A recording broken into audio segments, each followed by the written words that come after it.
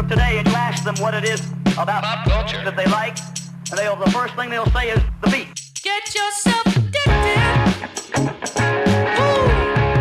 Woo. Get yourself addicted.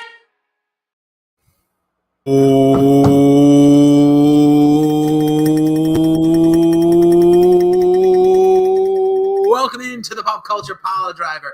Get addicted to the content.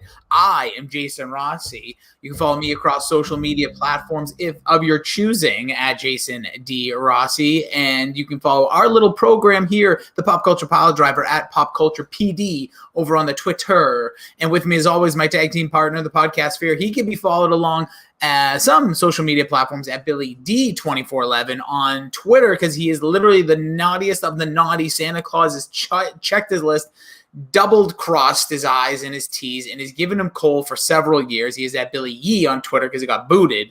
He is Billy D. What's going on, man? Hello. Not much. Got COVID. Got a lump on the testicle. Luckily, not cancerous. So we're doing good. What a week. What a week. Last we saw each other, we did a little Vegas excursion for WWE's Money in the Bank, Holla DraftKings. We got to have ourselves a hell of a time. I'm still, oddly enough, I don't think I fully recovered from that trip, and that sounds really weird because it was like 10 days I ago. definitely haven't.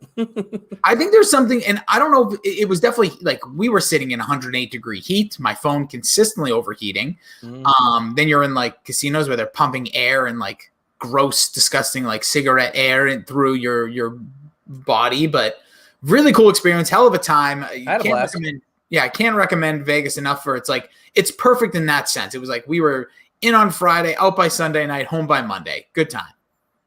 I'm going back in August with Mac of the Mac and Goo podcast and JC of the Jobber Knocker. Take a drink.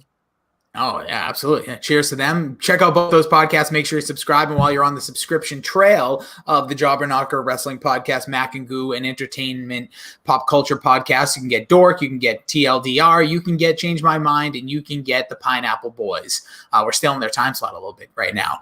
If you're watching us live, which you can also do if you subscribe on YouTube to Pop Culture Piledriver. But yes, on iTunes, please subscribe to this podcast. Wherever you're finding us right now, appreciate you. Subscribe, leave a 5-star review. It would help us immensely.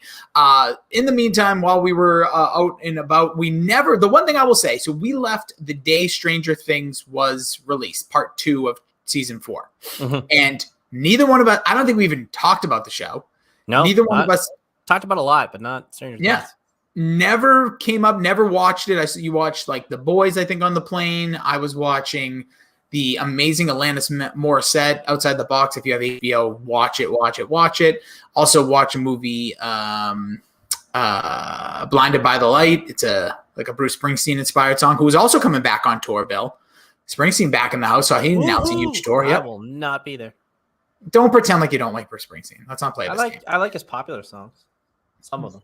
That makes it sound like the biggest mark right there. I like his popular songs. It doesn't matter. Anyways, but he's coming back on tour. But we watched that. But yeah, never talked about Stranger Things. Literally made the entire trip. Then had a friend over that we watched Stranger Things with on the 4th, the night I returned, and banged it all out. Oh, all right. Yeah, over. And then we watched some also like the following Friday again. But banged it out, Bill. I came back. We landed from Vegas about like 5 a.m. Got back to my house, let's say around 6. I did get to catch some Z, so shout out to my wife for taking my son out of the room, who did immediately come into the bedroom, was asking me to do things. I was like, hell to the no. I woke up, went from like 6:30 to like 10:30, rode the day out. It was 4th of July. And then, at about 8:30 started I think that was 3.5 hours of television, maybe a little more. Close to 4, yeah. I think one was almost 2, if not 2, and the other one was like an hour and a half. So I didn't go to bed till past 1. I know that. Yeah, I knocked him out when I got back. I was watching a lot of TV. I watched, and we'll get to it later. I watched like 3 full series while I was recovering from COVID. But I loved this season, and I think we are the Stranger Things podcast. I think we were both on board for season 4. Every other podcast in the DSG was kind of like, meh, I don't know if I need it. I agree with most people. Like Hopper could have died. I prefer when you kill your characters, because if you don't start killing your characters enough, you become the parent who just makes the threat of discipline but never actually follows through. So eventually, like the scenes are just meaning not like a little less, but like if there's no present danger for the characters, I'm not as excited. But even with all that being said, and the boys did a little bit of that too, it was a phenomenal season of television. They do such a great job of playing with, old school storytelling. They touched on so many movies and genres that we love. I really thought they hit it out of the park. And besides the basketball kids, I loved this season. Yeah, this season was definitely second ranked to the first season, in my opinion, and it probably is realistically better than the first season. The first season just had all the origins and obviously everything, like you didn't know what to expect, and it really is a strong season overall. The acting in the first season is rough watching it back because these are literally like 12. I think it might be better. Not even close. 12 to 13. Will and Mike become such shitty actors. Completely disagree. They're awful. I actually think they're good at what their roles are and what they're trying to accomplish. Literally, Bill, it was hard to watch. Season 1, Will is the dude from The Hangover. He's Doug. Well, we have to. I want to do I could do an entire podcast on the Will character and how blatantly awful he is. No, how poor he's written. This kid should be the biggest sympathetic character of all time. Yet they treat him like an outcast, and they have to shoehorn a potential. He can't act. I don't care. It does, what he's doing is fine. They turn the sympathetic. Oh my God, this kid's literally for 2 years of his childhood was taken away for months by We'll Figure Out, and thank God there's going to be some sort of respect for Will. It seems like in the last season, but then in the second season, he's basically his entire aura, his body's taken over by an alternate being. It's insane. And then season 2 is pretty cool, actually, the way they play with him. Yeah. I think he's actually used pretty well there. So I don't know, like for my rankings of it, I might go. It's tough. Like 1 toss up, 4, 2, then 3, and I loved 3. I was one of the few. 3 is not lovable though. It's not a lovable season. It's Hopper in the second half of that season should have won an Emmy. He was fun. He was fantastic. Yeah, I like Billy. I'm a big Billy stan. Yeah, no, Billy's was great. So that season did a lot for me. Obviously, we're picking nits here because I like all 4, but especially this season, like to your point, had the highest production value, had the highest wow factor, and like there were 7 storylines that all kind of paid off. They did a really good job. Like we talked about the Russian stuff a little bit. I did a who's gonna die to go into that real quick. We're gonna tier character list in a moment, so hang with us, and obviously we'll send out the links for you to fill out your own. But I did a who's gonna die in the characters podcast with Dork and Mac and Goo and a couple others.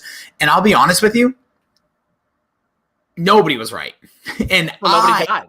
I know, but I'm on the side that I actually don't like killing characters sometimes. I actually enjoy, but see, I don't think you have to. I sometimes think in a show like this, especially, you have to. You're not wrong there. It's like Game of Thrones when there's these ultra battle heavy shows or monster shows. They have to have a little more of a threat than I think they did. Yeah. I was surprised how little death there was, and at the end of the day, I mean the only deaths I can think right now off the top of my head that were characters of note is Eddie and Brenner. Oh. Yeah. That's it. Pretty much it. Yeah. Max is in a vegetative state, but that's it. But she's not dead. No, she's not dead. But you need not massive casualties, but you need to put your main people in jeopardy. Like Jonathan, Steve, or Nancy, one of them should have fucking ate it. I thought for sure Nancy was going to go. And I had the scene there was 3 scenes I got very emotional with in the final, whatever that was, hour. The scene where I thought Nancy was going to die at the very end because I thought the good guys were going over too much. And I thought but she was a badass. She's not. But I thought there was something up there. I thought something like he was going to do one last thing to get somebody. I just thought something, one of those aggravating deaths that would have literally made you mad and sad. Kind of what they were trying to do with Max, but they didn't because she's obviously they'll figure it out in season 5, but I don't think she's definitely not a confirmed dead. And I think that Mac kind of cracked it with his theory on Horcruxes. I don't know if you're a Harry Potter fan. Jesus Christ. No, I'm not. No, but basically to kill Voldemort, you have to kill everything that he's put he hit himself in pieces of things throughout the story. And then you have to go and stab each one of them. And now the Mind Flayer has himself in Will, clearly has himself in Max. So I think they're going to have to fucking kill Will and Max to finally put a whole thing on this. And if they have massive casualties, like I assume 11 might have to die too, because she created him. I Close assume the void. that kind of level. So I'm on board if it's mass casualties in season 5, but you still need to give me 1 or 2 along the way to make everybody in play as you're going. It's how literature does it, and I'm surprised this show didn't. Now, it's kids, Bill. It's kids, and I don't give a fuck. Kill them. Dead. See ya. I want them all Game alive. of Thrones at its height. I want everybody alive. Nah, I want everybody alive. I want happy endings. I want the world to be okay. I'm tired of morbid, dark. But that's not real life. That's not real life. People. I like bunnies and roses over here, pal. Bunnies and roses. Come on over. You need a little sunshine. I got you. All right, let's get into this. We'll obviously be discussing the show as we go along, but we are on the wonderful Tier Maker, the wonderful free website. You can do this with your friends. You can do this with your coworkers. You can do this with your enemies. We are going to go through most characters between seasons 1 and 4. We're talking some of the big heavy hitters to some people. You're just going to go, who? Huh? That? Wait, what? Anyways, let's get into this, Bill. We'll start off with one of the big ones here. Maybe one of the categories first, though. Oh, yeah, sorry. So the highest category, we have 6 categories here. So the best characters on the show will go under the GOATs category because everything now is greatest of all times. The second tier down will be bitchin'. Mm-hmm. Third tier, which is kind of like okay, will be egos. Because let's be honest, egos are okay. Even though you slight, don't you crush ones? Yeah, you would tell me. One of the best things. It's a nice little pick me up. It's unbelievable. Bill's pre-workout is unreal. But I will say this, that we're obviously being around each other for 72 plus hours. Bill came to see my tip cheapness. And you got to earn it to get it. Holy crap. I was shocked. Well, first of all, when people are asking me for 14% for literally, like I was at McDonald's, Bill. I have one friend that you could guess, like a very loud friend at times that will tell us their opinions, like without even, like you would say something, they'll have an opinion right away. Female friend, and couldn't agree with me more. And that I was like, I don't know if that's a good thing or a bad thing. Oh God, yeah, probably a bad thing. Yeah, might be, but it doesn't matter. Then our character, then the 3 bottom, let's say, like the right below okay, will be the upside down mouth breather and feel nothing about him. Just sure. Yeah. Cool. Oh, by the way, quick aside, and yes. they did this on some Barstool podcast, but they said you really get to know a person when you go on vacation with them. And we've been on like group vacations, but besides the tipping, you were a delight.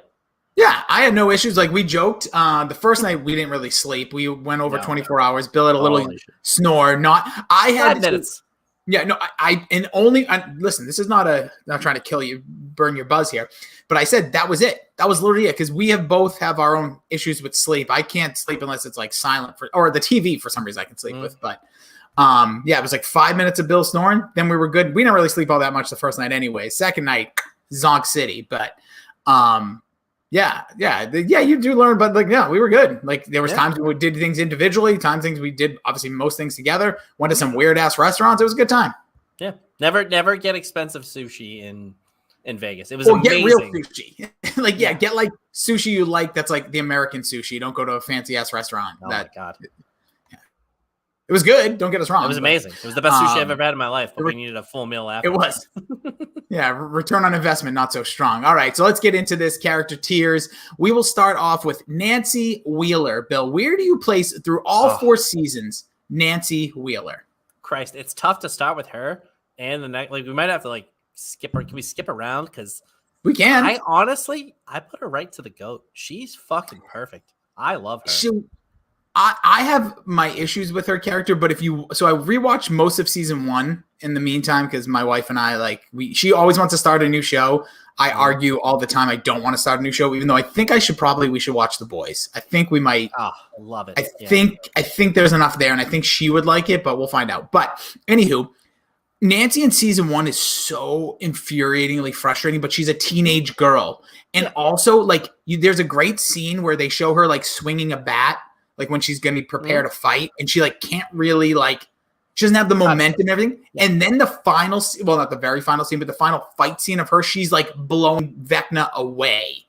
And that's such a, like, there's something about that arc that like she went from like, Her and Steve have to, great fucking character arcs. they really do. And tying them together and like, obviously like because of their relationship when the show starts to him kind of being like a jerk breaking Jonathan, we'll get into it, but like Jonathan's camera and then like them becoming close, like they really do. So I'm not gonna fight you on goats. I had her as bitching, And but she with some buddy cop moments with Robin, like she was this season was an awesome season for her, like her coming like of age to the next level. Again, season 3 for her was just kind of, she was there. I didn't feel like she really has as much impact. She didn't do a ton. Yeah, this might be recency biased at its finest right now, but I mean, she was great. Listen, this is something we could probably revisit as they're into season 5, like as a whole DSG, because it would be fun to like let time pass. Probably a lot of people would have rewatched. So we'll put her up there. And I did not see that coming.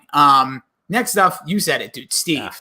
Steve, I would have called this category Steve and Dustin. That's honestly, we could change it to that because that's all I thought that would be there. The fact that Nancy's already jumped in, and I think there's at least 2 more that there'll be an argument for. But Steve is... maybe he's got Dustin's the most complete he's got the most complete arc on the show. He starts off, you hate him and you legitimately don't like him. Like he does the bully role very well. He's the super rich kid that, you know, gets the girl, and then they turn him into this unbelievable, like almost dad to the group. And him and Dustin are dynamite. Him and Robin are even better at points. So it is so much fun to watch Steve almost every time he's on the screen. The Steve Robin, we need more of those, like, is it like platonic relationships on television shows? And I understand that she's not interested in men, and that's like part of her character as a lesbian, but I almost don't even think of her that way. I just like that we need more like guys and girls can be friends. It's not like every TV show you've ever watched, like the How I Met Your Mothers or Friends, where like people date each other and everybody's okay afterwards. Like that doesn't happen in real life, I don't think.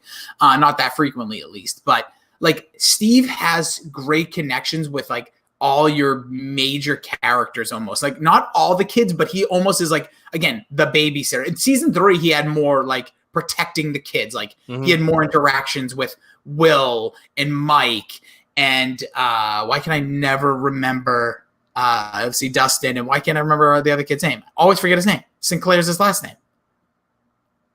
The other kid, Bill, the 4th kid. Oh yeah. Lucas.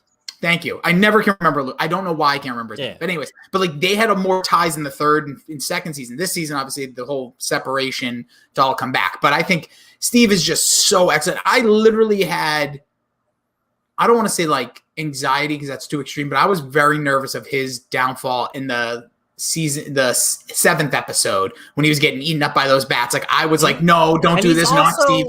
Yeah. He's also like kind of real. Like Nancy is almost too over the top badass. Like she just blasts Vecna, no bones about it. Steve's kind of just sitting there like, oh, okay. He's also kind of like last to act when like the things are grabbing them. He's kind of a little like timid. Like it's kind of how you would probably be in that scenario. Like you're probably going to process it for a second. Like you're not just an instant badass. So I think they do a great job of making his character very real, very grounded. And, you know, you would get upset if he kept getting stuck with the kids and, you know, and never in the action and like super heroic at times, like other times just throwing caution to the wind, like diving down to the bottom of the fucking lake. He's a certified badass at moments too. He's just, and the hair's great. Oh, hair's fantastic. You know, a lot of the ideas that he was going to die because he has a haircut in real life, but they're probably not filming for another 8 months. Next up on our tier list will be Robin. Bill, what do you think of Robin? I love Robin. We're going. It's tough. I'd have to go bitchin'. She is great from the get right out of the jump with the. Is it the Ahoy?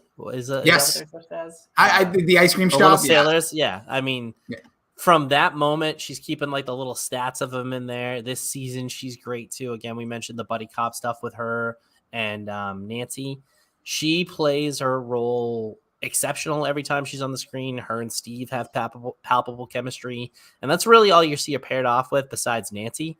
So I mean, might be a little bit generous for bitching the amount she's in the show, but she doesn't waste a moment on screen.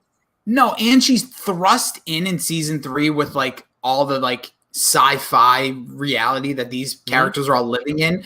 Like it starts off as like there's this high school kid, like Dustin walks in and she's like, "You are the biggest nerd," to Steve, and he's like so excited to see Dustin at that point because his life is in a much different position 2 years out. And then like she's kind of like makes fun of Steve for most of that. Then they become like super close. And then this season, literally from the video store to obviously all the interactions together thereafter is just awesome. And Has a little pretty in pink moment with the girl Yes. who's supposed to be what's her name? They made the point on Dork. Molly Ringwald, Molly lookalike. Ringwald, yeah. I will also say, where was Steve? That rally, Steve was there, wasn't he? Was he at that rally? Basketball rally? I don't remember. Yeah. Okay. I want to say he was, but I don't know why. At the game or at the pep rally? The pep rally when like they were, remember when like the band standing next to each, when like the two of them have that first scene, Robin and the girl. I can't remember if Steve was there. He shouldn't have been, but I almost feel like he was. Yeah. Because there was, I don't know, maybe I'm also mixing that last scene when he sees them together and they're kind of looking at each other like, oh, with the peanut butter and jelly. Anyways, but yeah, I think Bitchin's a good spot for her. I think she's super, like the thing this show does really well, and we're going to get to a character in a few moments that we've talked about other shows and characters, like how you can just like jump in. I feel like this show, if all their issues that we could talk about with like continuity or the season 3 was Le Mans, or I didn't like Russia. I get all that stuff, but like bringing characters in and making you like them is maybe one of the best things that Duffer Brothers do. Yes, they are. I think I've mentioned this before in the group chat. It's them, Game of Thrones, Breaking Bad. When you bring in a character and are able to just fit them in and just it's seamless. It feels. I think this is but like maybe it's the style of show too, like likability, because obviously some shows have brought on heels. Like Walking Dead for a few seasons did a really good job of like creating really good bad guys. You're right. To make a baby face, and we know this from wrestling, to make a baby face, it's hard. It's fucking tough. It's easier, especially when you have an established. Yeah. But so they do a good job of creating like the save the cat moment or whatever you want to call it. But they do a great job introducing baby faces, because you're right. Most of the other shows like Breaking Bad, all like Tuco villains. And even they're all villains, and it's pretty easy to make somebody come in as a badass, but to make somebody come in as a baby and you instantly love them, they did that twice this season. Yeah, well, and we'll get to all of that as we go. Next up is Erica Sinclair. I would say one thing. I'm going to start with this one. I think I could not stand her in season 30. I thought she was annoying. I got why they brought her in, but she was like too confident. I feel like this season, I'm glad they did that last season, because like it established like her character more. So I'll give her that. But to me, she's upside down. Like I'm not really a big, like, she doesn't draw me in. That's fine. I was going to go Egos, so upside down's fine. Now we'll start her there. If we need a mover, we can. Up next, our season 2.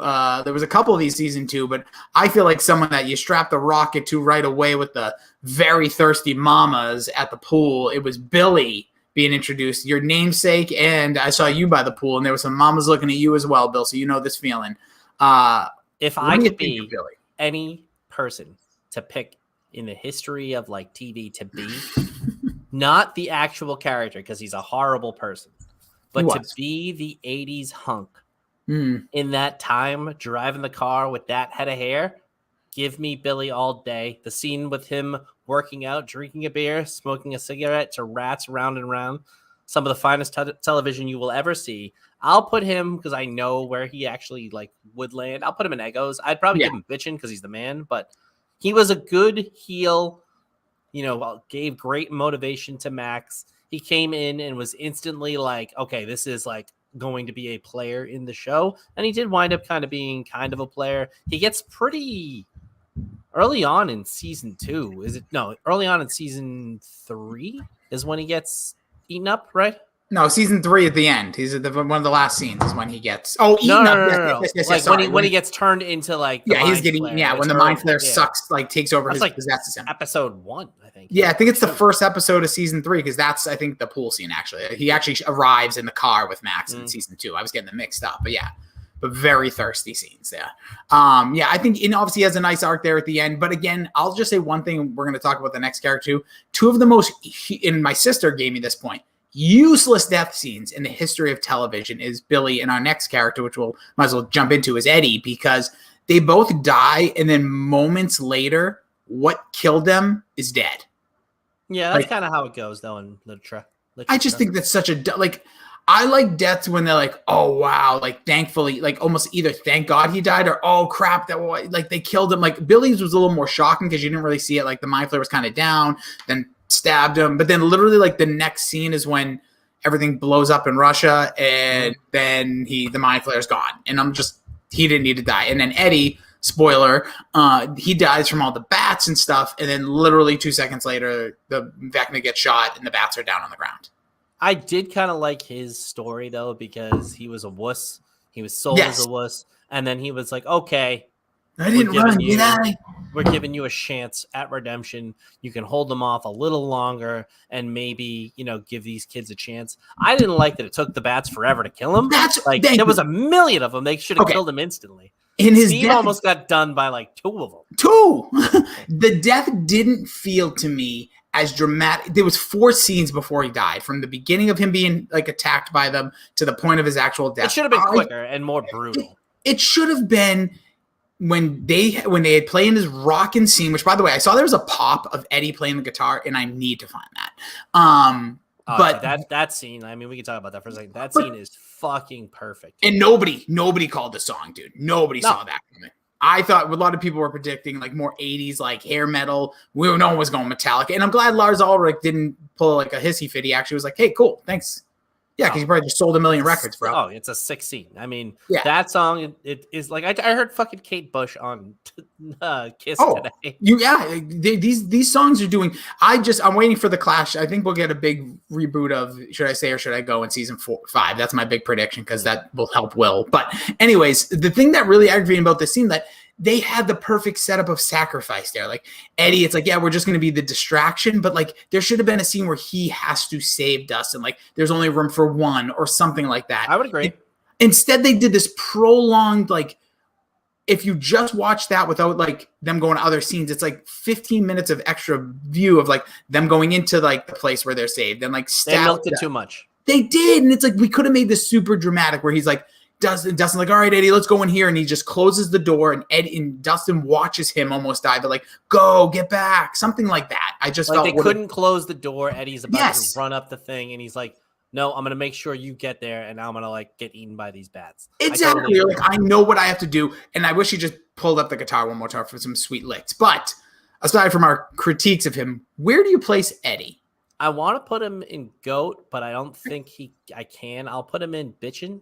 I'm going to put him ahead of Robin. Not that we ever really do it this way, but I could see him as a GOAT because I think he's the best introduced character, and he lit such a spark and gave you that season 1 and 2 vibe of like the friendliness, the fun, and his character was just so immensely important throughout the early portion of the season as well. And then he also has kick-ass scenes, and literally every time he spoke, it's like there's memes, like the way like the internet is in 2022 compared to 2017. Like the whole like music thing when Robin's like, we're looking for music. And I was like, this is music. Like that's an awesome scene. And it's like just everything he did was awesome. And even this little, like he's cool. Like I just felt like he was one of the best. Yeah, even from the inception, because I didn't like him right away. I was like, I know this kid. I hate this kid. And then he grows on you within like the first episode, maybe the second episode. And you're like, all right, I fucking love this kid. He's awesome. So I could give him GOAT too. I don't know. Let's leave him where he is, and we'll rehash at the end. All right, we'll bang out a couple here. Argyle, Bill. What do you think of Argyle? I liked him. I know a lot of people, he wasn't everybody's cup of tea. I'd put him in at least Ego. I thought he was a welcomed addition to Jonathan, who is a lifeless sack of fudge.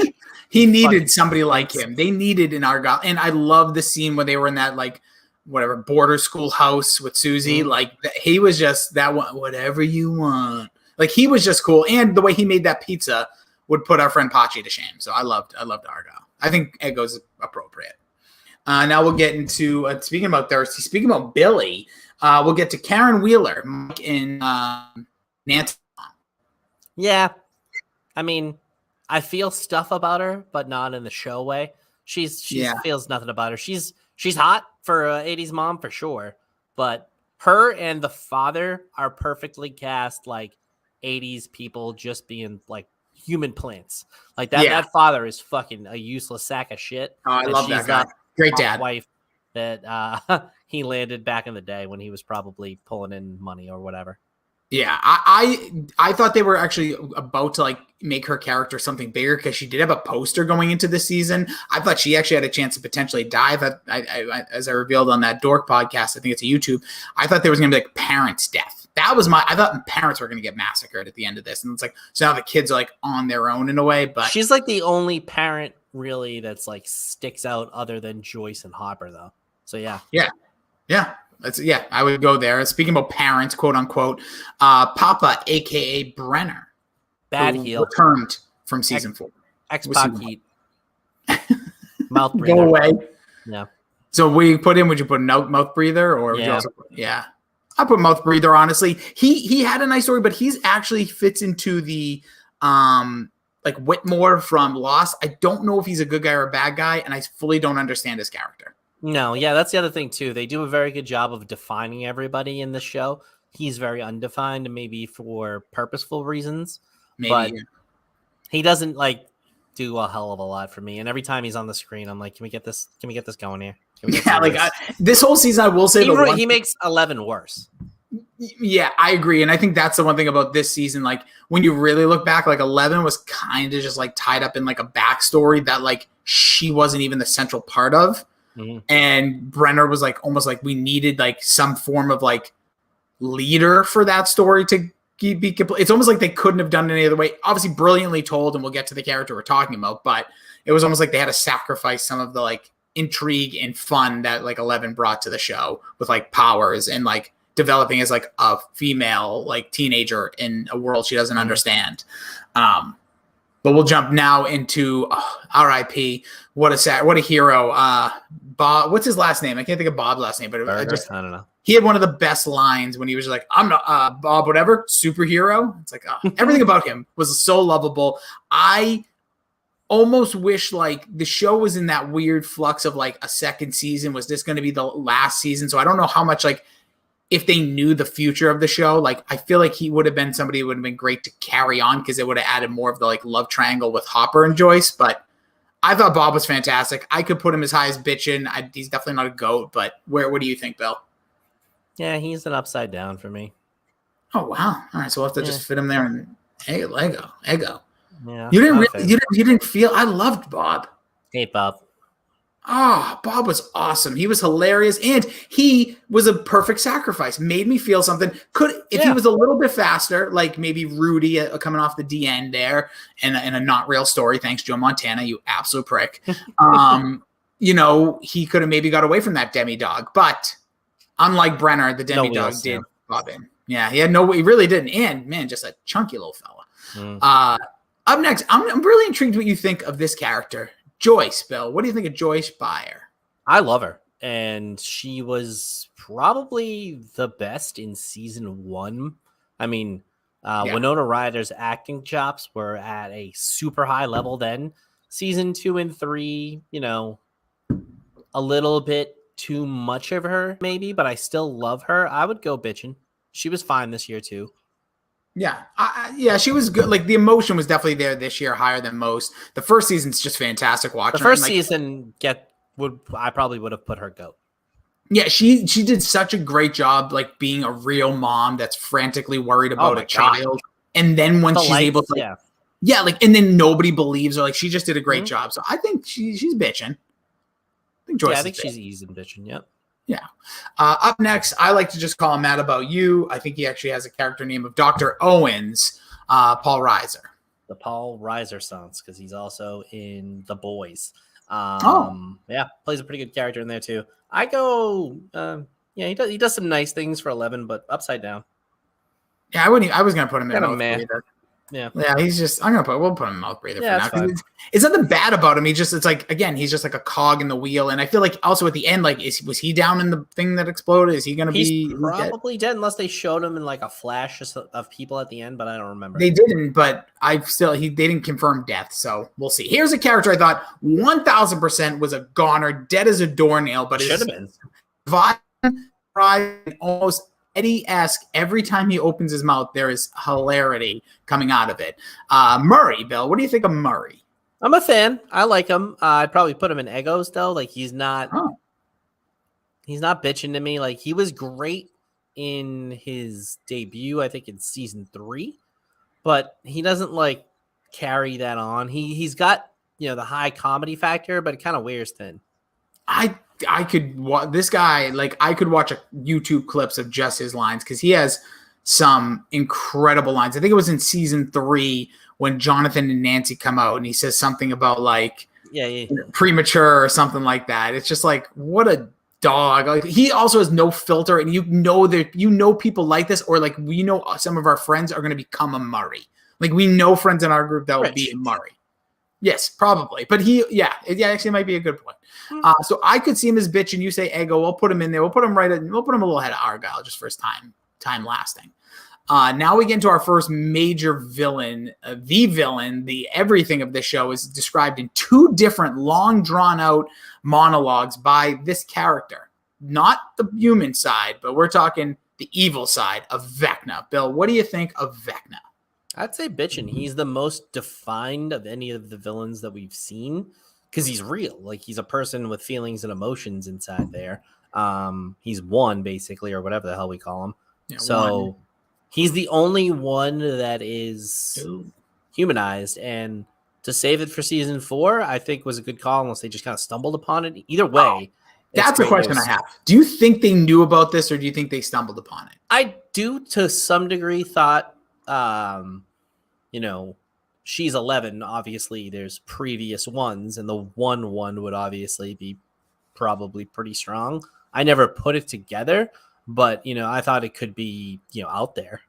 I haven't heard it. Like, sometimes I'll like listen to like interviews. Obviously, get behind the scenes. I think we'll get more as we get closer, but I've not heard anything from the Duffer Brothers. There's very little doubt in my mind that they wanted this to be more 80s horror movie, and as they like sketched out, and they kind of had all the stuff that's like resembling like Nightmare on Elm Street. I think they worked their way into this character, and I think there was little things people were searching for. Like, if you watch the very first episode when Will gets taken, there's kind of like a dong sound, but it really just seems like it's more just like the score trying to like haunt you. But they're saying like, oh, that was a clock.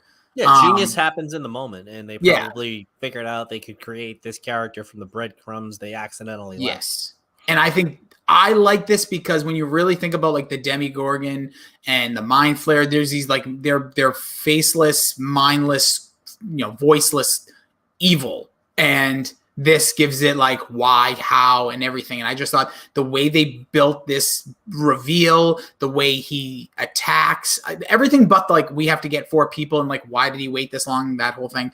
Aside from that, really good. And he kind of went over at the end and did the Michael Myers at the end of Halloween disappearing act in the grass.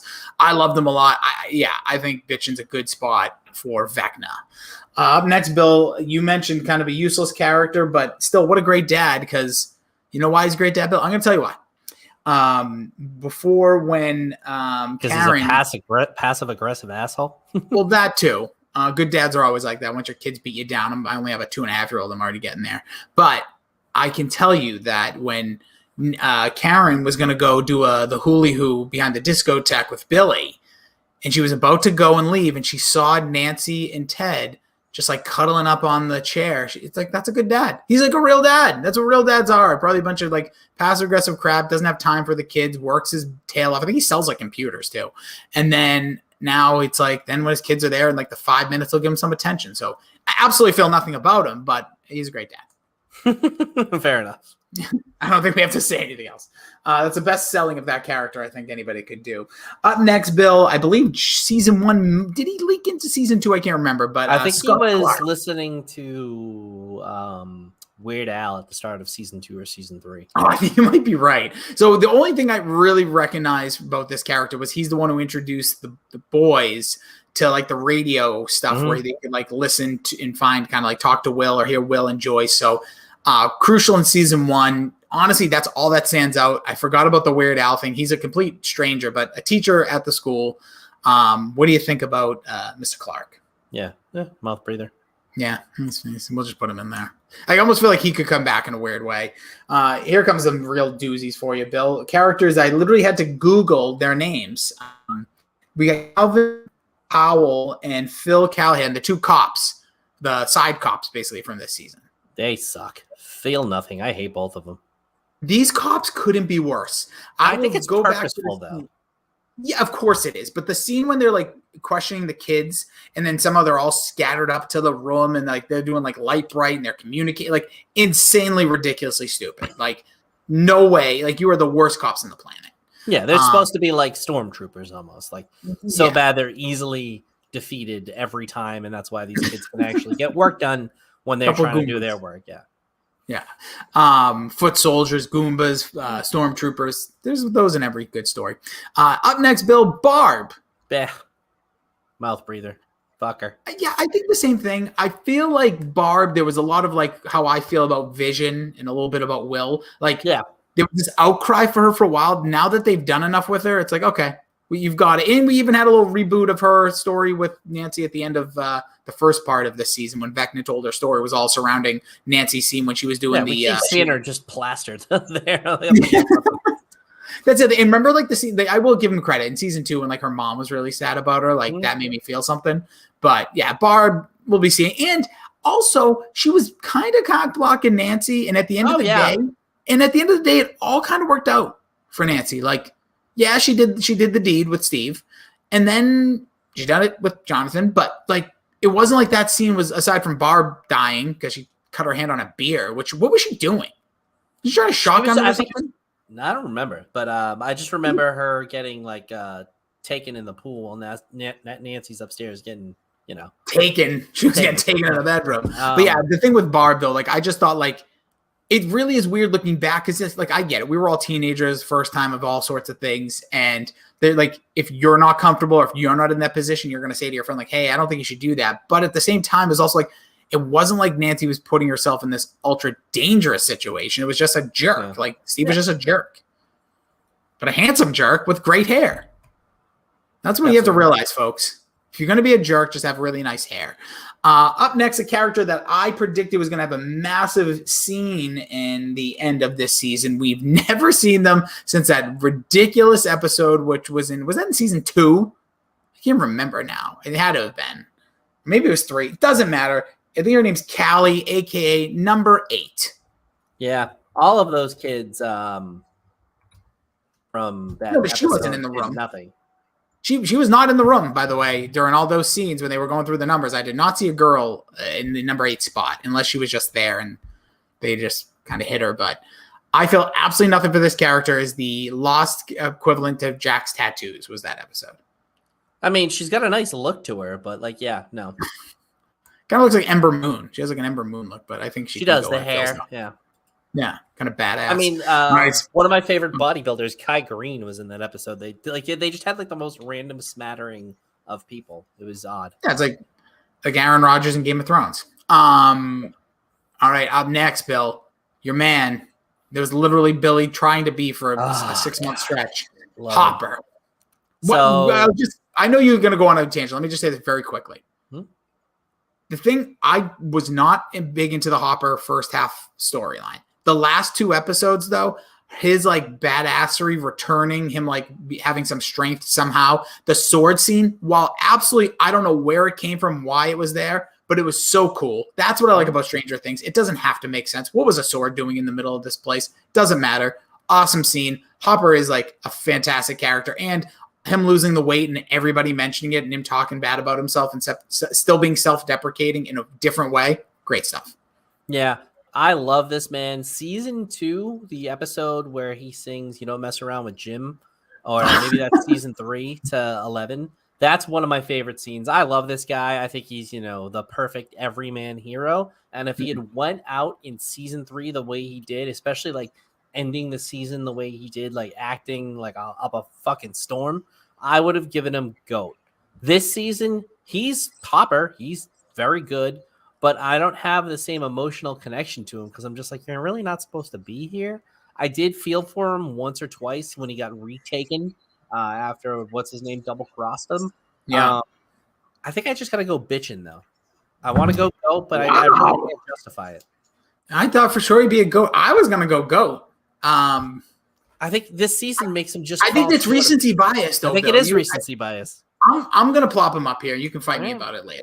Because he's literally like amazing, especially those first 2 seasons alone, in my opinion. Season 3 is his best season. Oh, that's for the shirts and everything. No, but like he has his best acting performance in season 3 because Yes, he's it being the is. crazy dad to 11, and getting in Oh, Mike's face. leave the door Oh my God, halfway. he's so great. Him in the the wood scene. There's a lot of Oh, yeah. great stuff with Hopper in season 3. Him dating Joyce and not knowing what the fuck to do on a date. Like, Oh, on the date when they don't know how to talk to each other. he's my idol. He's my fucking hero. All right, so you convinced me, Goat. We got recency bias on him and Nancy. Probably should be one up, one down. But what are you gonna do? Maybe though, but again, Nancy, the only reason the argument for her is just the arc. Like we've just seen growth. Season growth, 3, growth, she growth, was growth. kind of cooled off. Yeah. Yeah, everybody was cooled off in season 3. Bill, they went down a tunnel and it made it to Russia. Anyways, up next from season 3, I could matter A and Argyle into like 1 for Alexei, who is one of the Russian I don't even know what scientists or geniuses that was working on that protractor, whatever that device they were using. Then turned full face, was going to live the American dream. Bill won himself a big stuffed animal and then got shot. Yeah, poor guy. Poor guy. This was a good death though. I give was. Megos. He was good. I was going to say either that or Upside Down. We'll be positive on Alexei because he was fun, but he was just that's that third season kind of forgotten. I guess him and Bob next to each other maybe is fitting. Up next, I will stand by this till the day of my death. In season 3, there was not, because we saw her in season 4 a little bit more. Season 3, we just heard about this character. She's from George Dustin Glass. talking about.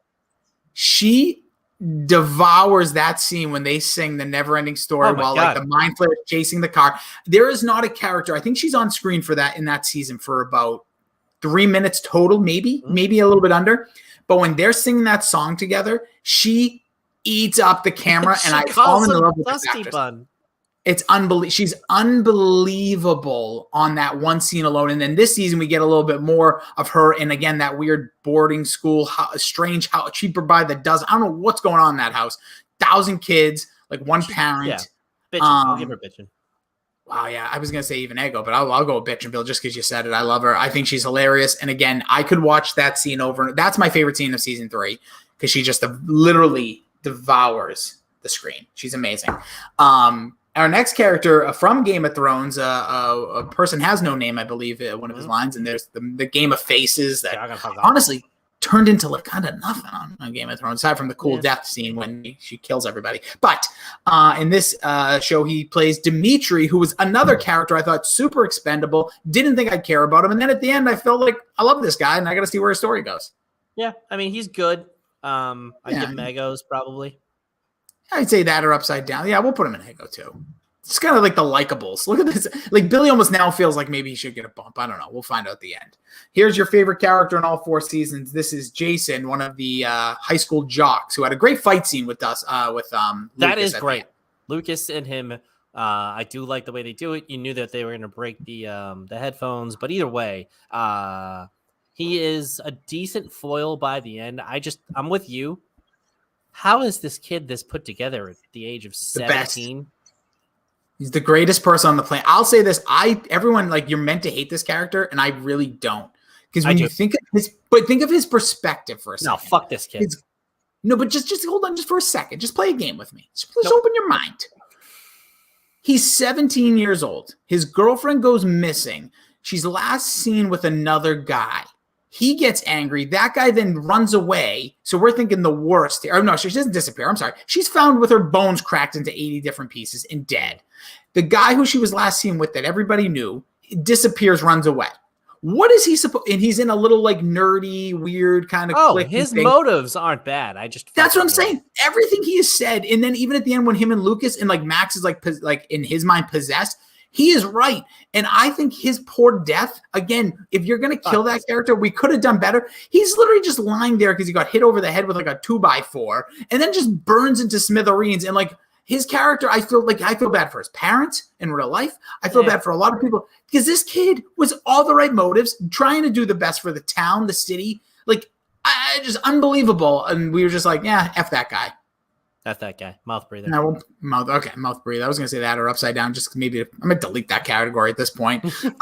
Now we get into previous to becoming Vecna. It's Henry Krill, and he has quite the story himself. Was a young child knowing some situations, then basically sets up and kills his mother at dinner, makes sure his father gets blinded, kills his sister too, which is a little weird.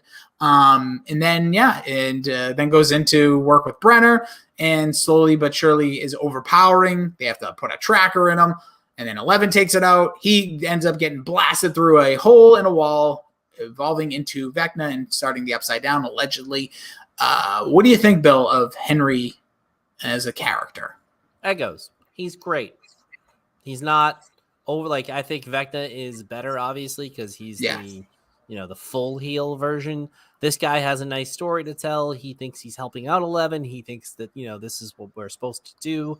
And he kind of gets turned into a worse character when 11 puts him through. I mean, he's already pretty fucking psycho, but we already get the groundwork laid from his pre-story. So they do a very good job even introducing him, because you get kind of like the double backstory on him. You get it from his dad, and then you get the 11 one, and then the reveal is probably one of the best villain reveals in forever. It was awesome. And the other thing about it, like you said, it is a double backstory. So when you really thought about the show, you never saw that part coming. Like him being the kid that we saw from that house. Because I kept going back to the house. I'm like, what is that house important? And why is the clock in my head, it makes sense when you really think about it, but I keep thinking this show is later on in the 80s, and like, how old would that kid be? And like, that kind of screwed me up for a minute. Like, one of the 50s. I was like, is that really him? But it does make sense in the end. Oh yeah, and I just thought they did such a good job of like you said, almost like putting the breadcrumbs early. But you're like, why do I care about like this guy? Why do I care about that house? What is these kids like him being possessed? Why did the woman get? What's going on in that house? Then you find out. Great job by them. Up next, Bill, probably the biggest villain the show's had. Just no redeeming qualities. Complete jerk. Angela from the high school where Will and 11 go. Classic over the top high school bully doing shit that, like, I went to a pretty rough school, and like even some of the shit, like this is fucking ridiculous. Like, he's just a bad egg. Like, what a jerk. Like, no sympathy. Like, I remember, like, being picked on, and I think at some point somebody might have felt a little pity for me. Maybe, I don't know. Oh, yeah. I'd say maybe put her in the Upside Down because she's good at what she does. Right. I agree. I think she was a great heel. And then also 11 smashes her skull. Like, she actually puts a hole in her head. That's a great moment too. Awesome scene. Fantastic scene. And that scene, again, gives me, like, when they're like, get her. And like, they're all skating around her, and Mike can't get on there on time. And then like shuts the music off because he's thinking like, what's going on here? And I'm so like, it was just such a good scene because it wasn't like everything was bad, but it was bad enough. And then when 11 just like, F this, and just puts a skate in her skull. Amazing. I do also love when she goes to get her the first time, and you forget she doesn't have any powers, and she goes to like hit her with the 11 like thrust. Yes, and nothing happens, and then like it's even worse. But like, they're making fun of her dead father. Yeah, that's the whole scene. Crazy.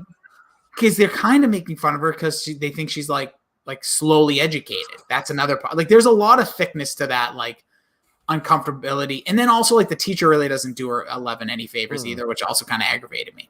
But speaking about Mike, we'll jump into Mike Wheeler. Wow, mouth breather. I fucking hate this kid. 4 seasons though, Bill. No, that's shit. I thought he was fantastic in the first 2 seasons. Like, he is good. Like, I think that's why, like, he's the heart, Bill.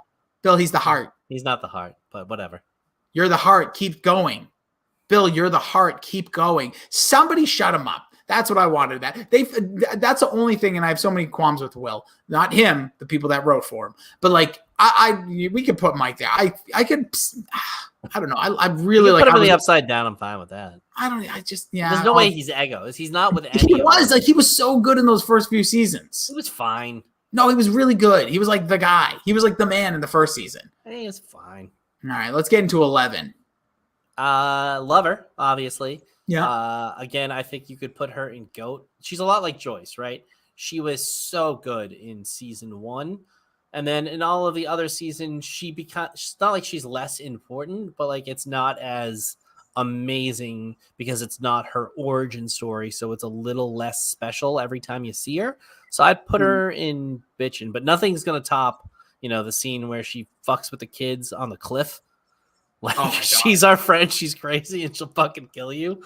Like, and then she comes out. Like, that scene made me super emotional at the time to see her like save her friends. Yeah. And also, like, she is also fantastic. Like, we have to remember now, it's been like 5 real years that, like, the whole, like, nosebleed, white wig, pink dress is, like, borderline iconic. Like, it's like, that was a huge Halloween costume. People could pull it off today. You know exactly what it means.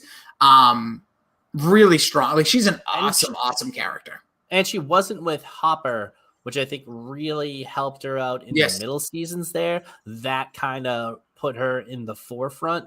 And not like she's the fucking whole show, but I don't think she became like she was maybe some people's favorite person to see in the first season. I don't think she's that for anybody really, unless you're just a big Millie Bobby Brown fan. Yeah, I think you nailed it. That's why I think, like I said, she made comments going in when season 4, part 1 was being released that there's too many characters. And I think she probably saw, like, watching the show, like, I do not play as important of a character in the season, but she played a major role at the end, but, like, she doesn't feel like she did in the first 3 seasons, really. She was such a foil. I did love the storytelling because they do a phenomenal job of storytelling, obviously. Yeah. But you knew at a certain point, it's like something crazy is going to have to happen for all of them to team up and meet up. And they didn't. And the way I thought that they handled it was brilliant to get everybody involved and get 11 there without her having to take a cross-country journey. I thought that was brilliant. I thought that was good stuff. A great use of storytelling devices that they had already kind of worked in. All right, let's get into Dusty Buns, Bill. Dustin Henderson. Throw him in the goat. This kid, again, probably a little less important as the seasons go on, but he was kind of like fair. But I will say, like, this kid was the one getting like the Verizon commercials or the Comcast commercials like instantly because everybody was like, this kid is just he's magnetic at this age. He had that weird Netflix pranked show for like horror scenes that didn't last. But the reason I think I disagree with you, I think his importance actually has risen as a season because he is actually, and I think a little credit to Goo, I think he mentions too, like he actually is the one that knows how to handle every situation, everything he has ever said throughout this show.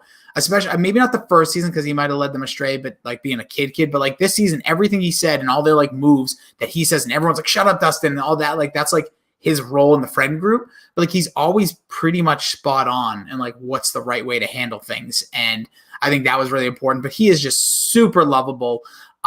Every scene again, he just does such a great job. I think he is the one, like as he's gotten older, and I don't want this to sound in any way like odd, but like the cuteness isn't the same. Like he would like that first season, he's like literally looks like a teddy bear. Like it's like a child teddy bear. He's got like the mouth thing too. Oh yeah. And then like that whole when you first introduce, like he tells like what he has with like the teeth didn't grow in yet. And like, again, these kids are all picked on because they're like that class of like, you know, the way people like break into their cliques. Like they're all like, just like the 4 of them are like a pack.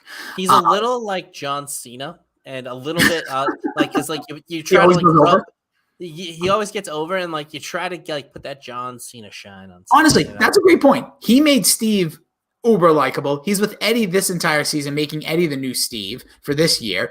Gave him the rub there. And I'll say another one too. He's kind of like R-Truth, where like you could put him with anybody in the tag team, and it doesn't matter if it's an odd pair or a spot on pair. It's gonna work because he's just fucking.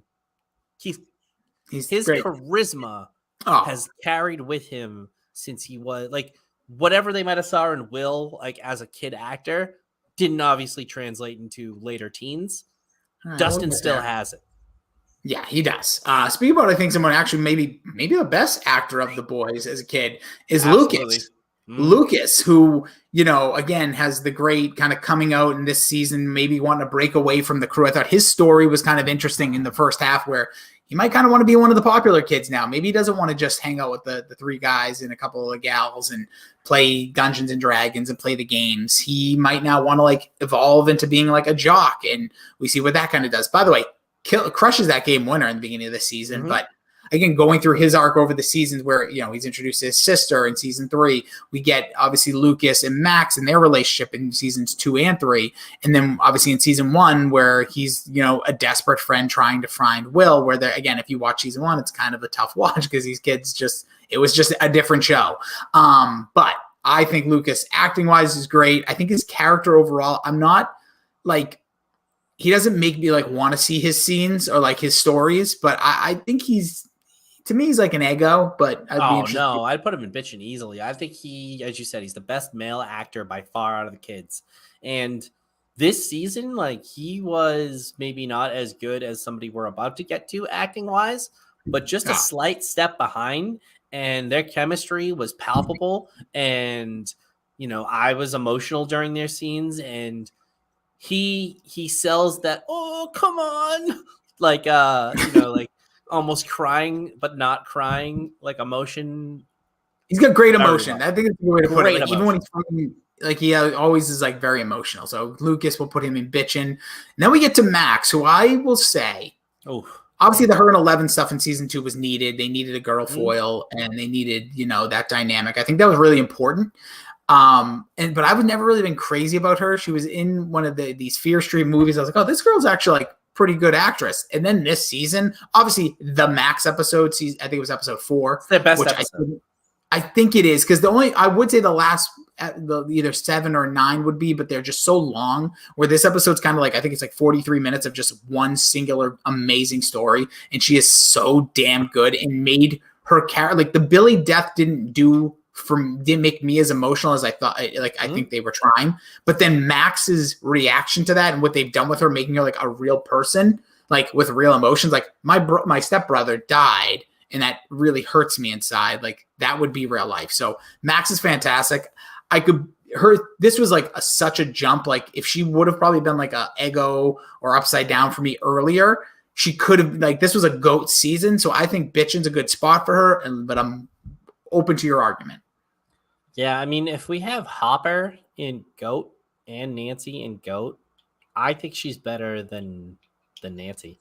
This is so recency bias. It is recency bias. 2, she's like barely there. She is barely there, but this has been like Davey made the point. If somebody's going to win like an Academy Award, this is the one from the show that will win it. She is a legit acting job. Oh, she's really good. She's. I don't think she was even nominated. I don't think she was nominated. She wasn't, and like I think a ton of people were nominated from this show, but she wasn't. She was. To me, she was the standout star of the season. Yeah, that's one of those episodes now that like obviously over the years back when I said like focus so much on TV, like they submit just one episode for like each category of things. Like how did whoever the Academy watch that episode and not be like, yeah, there's something really good here? And I know writing sometimes overpowers acting. Which I don't know how it works with like real Emmys, but like local Emmys, they tell like we're nominating these people, like we're nominating this actress. They might have just not nominated her. Oh, well, yeah, the show has the choice. That's how it works. So, like, I remember the reason I knew all this when Lost was at its peak and it was winning and getting nominations. They said, like, here's the episode that Michael Emerson got nominated for. Because I thought one season, Desmond had a couple episodes. I'm like, how's this guy not nominated for Best Supporting? But again, some shows only have so many. A lot of people, I know the backlash right now is like Ted Lasso has like 50 people nominated for like every category, which is pretty insane, but great show. But yes, Max, we love you.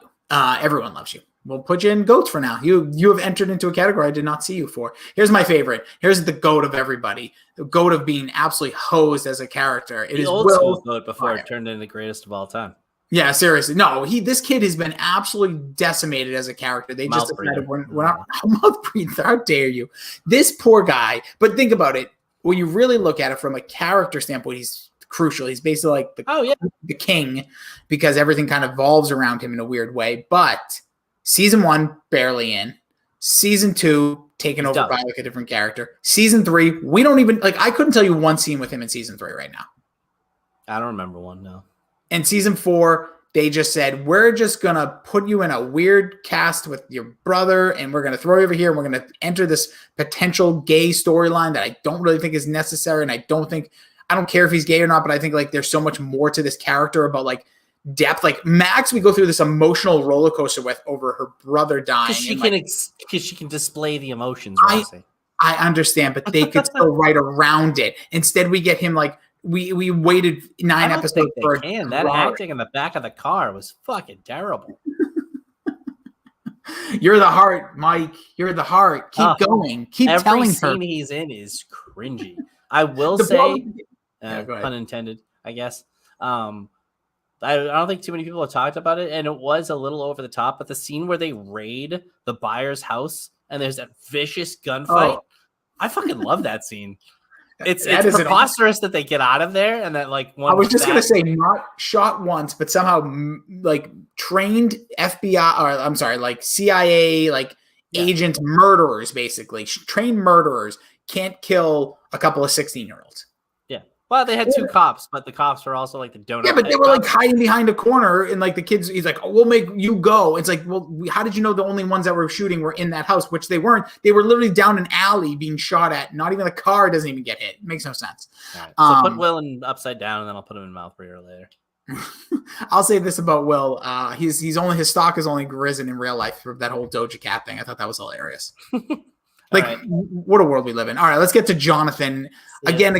A character that's grown a lot. Season 4 did him absolutely new justice. He was really cool in season 2 and 3, I thought. Loved him and Will in season 1, just like the emotion, those early episodes. But man, I don't know what to say about mouth this breather. Yeah, he might actually be. Now we get to some spookilies, Bill. We got the Demigorgon.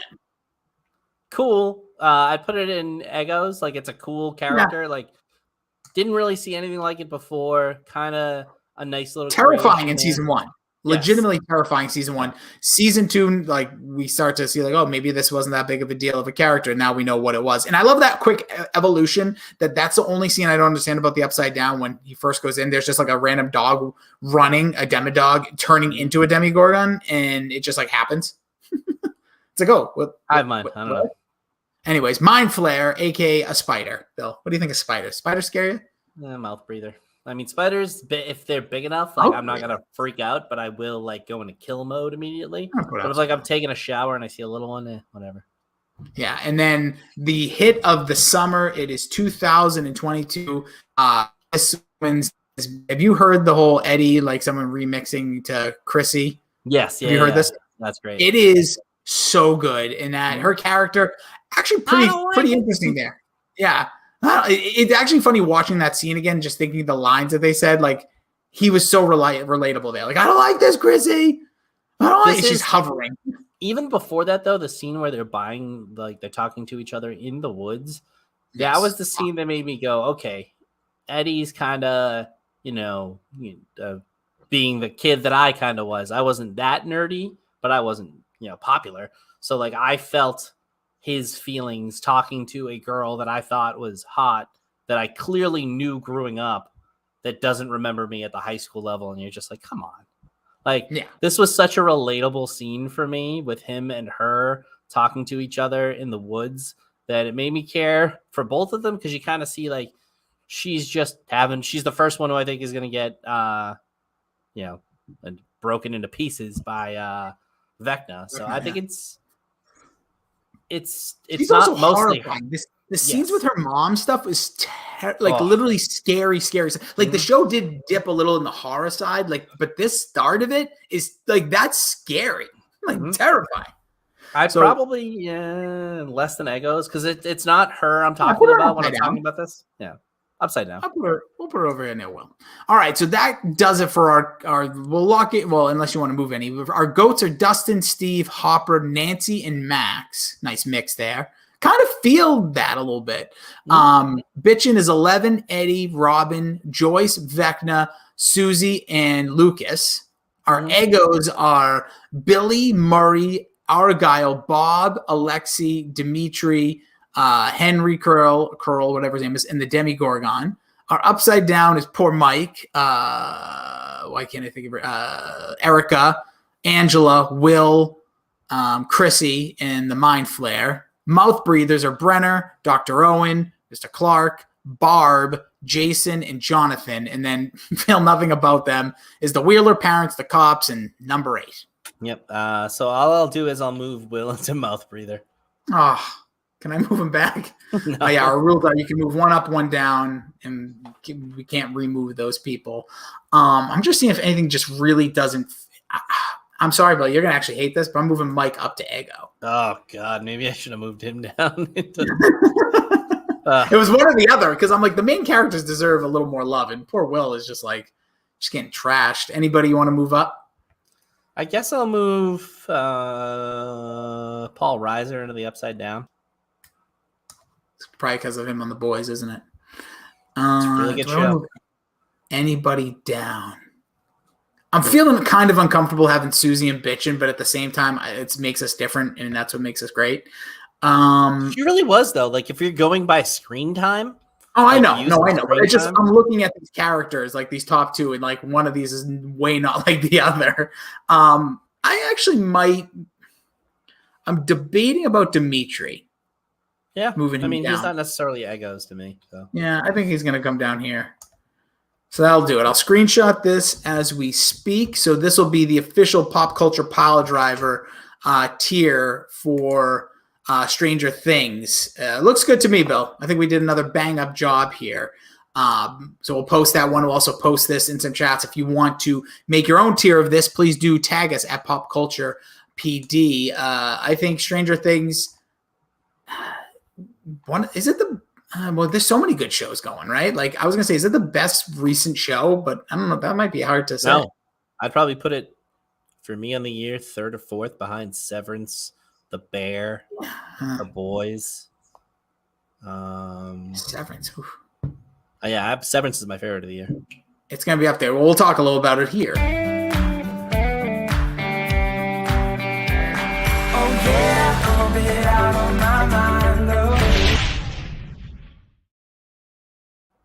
Indulge me for a minute. Some wrestling news is what we'll do it usually, but we'll get into the TV stuff in a moment.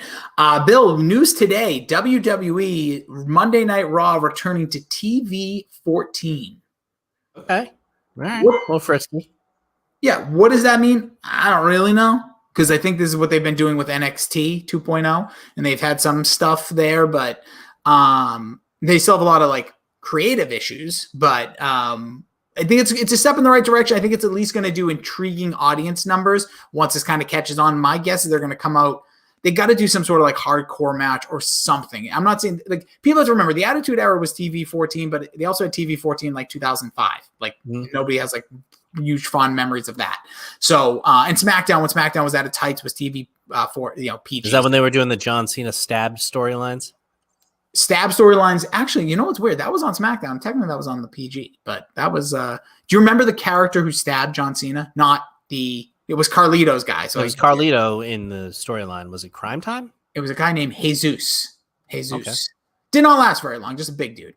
But yeah, they are going back to that. So that's some major news, and obviously, also with major news since the last time we spoke, the allegations of Vince McMahon have grown, and it has now involved a female. Talent, I would say wrestler, but there's some rumors of who that could be. I'm not really comfortable being that person, but they're them. What's that? Yeah, no, it's and not that like the 4 people that are actually like at this point would hear this, even if I clip it, but like, yeah, there's a lot of talk about Diva Search, and some Diva Search people came out and said, it was not me. I have plenty of Amy Weber, who was also on the show Son of the Beach, which was actually a very underratedly funny show. But she came out and said, I'm not the one, but I have plenty of stories if people want it. Like, if they ask me, but this deposition is getting crazy. Over $12 million now. And like triple what he paid for WCW. I think it's more than because I think didn't he only end up spending $2 million technically on WCW? I think it was technically $4.2 million. Oh, the buyout part. So there's a part where they had to buy out some, but like I think the technical to buy the library was less than $1 million, and then to buy like the rights, I think was also $1 million, which equaled 2. So I think you're right. I think they had to buy out stuff from Time Warner. But that's I looked it up like an hour ago just because I was talking to somebody about it. But yeah, either way. Insane though, $4 million, and that's also in 2001. And this stuff, the allegations reach from starting even in 2006, but 2018 was when whoever this female talent was came knocking back about something like. But just bad, like the fact that like you must do this to go here, and they do, and then they say I don't want to do it anymore, and then they're gone. Ugh. Like Vince, like I always thought in my head, like he's always been on my list of people I want to like sit down with, and like I'd love to pick his brain. But like this story actually made me like absolutely uncomfortable. Like affairs happen, right? Like whatever, hush money, that's all the time. Like people we look at day to day or walk through offices, like let's be real, it's happening. But this one was like, yee. Made me feel super. I mean, we said it the last time probably too. Like he's been so powerful for so long, it's kind of like The Boys. Like what would happen if like a superhero was real? He's not like a superhero, but like No. he almost can't be like he's even Super still villain. he's still kind of bulletproof. Oh yeah, well, nothing's happening yet. He's still doing his thing. We'll be fascinating to see what happens. But yeah, the big news there, they're going to TV 14 for Raw. So be very fascinating to see what that actually means, but not going to change their creative process. But we were talking a little bit about TV. You said you binged about 900 shows recently. Mm-hmm. So what have you been watching, Bill? I watched season 2, 3, and 4 of Barry. I had seen season 1. I was kind of meh on it. I thought it was good, but it wasn't like hooking me. So I had copious amounts of time over the last like 7 days. So I binged all of it. It's fantastic. Henry Winkler, like Barry, what's his name? Saturday Night Live guy, John. Oh, what the fuck is his name? It'll come to me. The guy who plays Barry? Barry. Yeah. Oh God, he's in it. Now I can't. I was looking at nominations right now. Sorry. We're not going to we're just going to embarrass ourselves. So just move on. Just keep talking. But either way, Barry played by Bill Hader. Thank you. Is great, but Henry Winkler, Emerson alum, by the way, he is probably equal, if not better, to the task in the show. And then there's a character of NoHo Hank, who probably is one of the best, like goofy, like characters that I've seen portrayed on TV in a long time. He's just absolutely 100% lovable. Love and it. then The Bear, which I watched literally in the amount of time it takes to watch it from start to finish. It's like 6 or 7 episodes. It was an FX thing. It's basically just the kid from Shameless playing himself again. It's a show about a Chicago like street meat place, like, but then it's like they serve like steak sandwiches basically, and he is like one of the best chefs in the world, but he comes back to run his brother's place. It's heartwarming. He wins them over slowly. Like the people in the restaurant, they don't like his ways, whatever. It has some of the best writing and filmmaking I've seen recently, especially for like an FX level show. Better Call Saul is returned. The return episode makes me a little bit nervous about how they're going to handle the rest of it. I thought it was going to be like legitimately the series finale, the way they kind of played with it. But there's still, I think, 4 episodes to go. The Boys, man, show was bananas from the start this season. Ended pretty strong. I figured they could have killed a few more characters, but what are you going to do? And I've also been watching The Simpsons like it's going out of style. No, always a classic there.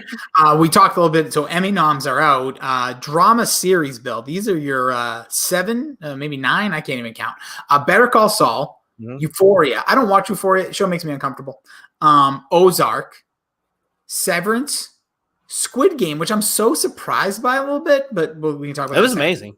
It was, but I just didn't see like nomination. Like it's just so gory. Like I'm just like, is this anyways? It has a good story. I'm not no denying.